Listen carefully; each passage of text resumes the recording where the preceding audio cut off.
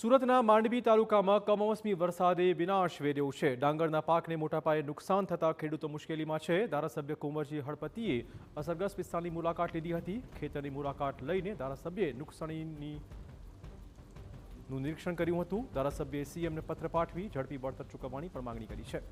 તાલુકામાં કુલ 4500 હેક્ટર વિસ્તારમાં કરાયું છે ડાંગરનું વાવેતર।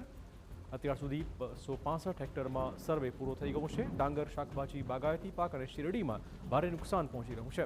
તાલુકાની 6 ટીમ દ્વારા હાલ સર્વેની કામગીરી ચાલુ છે। મારી સરકારને જોરદાર રજૂઆત છે। મેં પત્ર પણ લખ્યો છે અને પત્ર દ્વારા મેં માગણી કરી છે કે વહેલામાં વહેલી તકે ખેડૂતોને આને પૂરતું વળતર આપવામાં આવે, કારણ કે આ વરસાદને કારણે ખેડૂત દેવાદાર બની ગયો છે, કંગાલ બની રહ્યો છે અને એમાંથી દેવાદારમાંથી મુક્ત થવા માટે સરકારે વહેલામાં વહેલી તકે એમને રાહત આપવી જોઈએ, તેના માટે મેં માગણી કરી છે।